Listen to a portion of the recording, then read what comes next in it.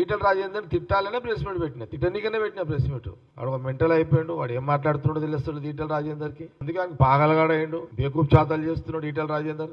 నువ్వు మళ్ళొకసారి కాంగ్రెస్ పార్టీ ముఖ్యమంత్రి రేవంత్ రెడ్డిని కానీ, కాంగ్రెస్ పార్టీ నాయకులను కానీ, మంత్రులను కానీ ఇట్లా మాట్లాడితే నీ నడి రోడ్డు మీదనే నిలబెట్టి గుంజీలు తీపిస్తాం నేను. ఖచ్చితంగా ఒక బీసీ బిడ్డ కాబట్టే ఈటల రాజేందర్ పైన జగ్గారెడ్డి అనేటువంటి ఒక అగ్రకుల అహంకారి ఈ విధంగా మాట్లాడిందని చెప్పేసి అనుకోవచ్చు. దీనికి సంబంధించి బీసీ సంఘాలు కావచ్చు, ముఖ్యంగా ముద్రా సంఘాలు కూడా ఖచ్చితంగా దీనిపైన రెస్పాండ్ కావాలని చెప్పేసి కూడా మేము కోరుతా ఉన్నాం. జగ్గారెడ్డి ఇష్టం వచ్చినట్టు మాట్లాడినాం, సో ఆ భాషను మేము కూడా మాట్లాడతాం. మరి నిన్ను ఆంబోతు అంటాం, నువ్వు ఆంబోతుకు బర్రెకు మధ్యలో ఉంటావు అని చెప్పేసి చాలా స్పష్టంగా అంటాం. అదేవిధంగా నిన్ను బేవకూఫ్ అంటాం, ఎదవన్నర ఎదవ అంటాం.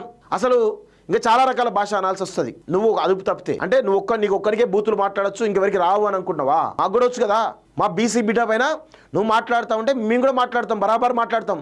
నోరు అదుపులో పెట్టుకోకపోతే బిడ్డ గుర్తుపెట్టుకో, జగ్గారెడ్డి నువ్వు ఎవరి ప్రోద్బలంతో చేస్తున్నావో తెలుసు. బీజేపీలో ఏ నాయకుడి ప్రోద్బలంతో నువ్వు చేస్తున్నావు తెలుసు. నువ్వు రేవంత్ రెడ్డి మీద ప్రేమతో చేస్తున్నావు అయితే మేమైతే అనుకోలేం, ఖచ్చితంగా అనుకోం కూడా. రేవంత్ రెడ్డి ప్రేమతో కాదు, ఎందుకంటే రేవంత్ రెడ్డి గతంలో నువ్వు ఎన్నిసార్లు విమర్శించలేదు? పీసీ ప్రెసిడెంట్ ఉన్నప్పుడు నువ్వు రేవంత్ రెడ్డిని పలుమార్లు విమర్శించిన సందర్భాలు లేవా? సొంత పార్టీలో క్రమశిక్షణ లేనటువంటి ఒక వేస్ట్ గాని నువ్వు మాట్లాడుతున్నావా? నాకు అర్థం కాదు. ఏమి నీ ఫేస్ ఎప్పుడు అద్దాలు చూసుకున్నావా? ఎట్లుంటో తెలుసా నీకు? ఇట్లే మాట్లాడుతు నువ్వు ఆ భాష అదుపుతే మేము కూడా నీ గురించి ఇలానే మాట్లాడాల్సి వస్తుంది. ఇప్పటికైనా ఒళ్ళు దగ్గర పెట్టుకొని జాగ్రత్తగా మాట్లాడాలని నేర్చుకో జగ్గారెడ్డి.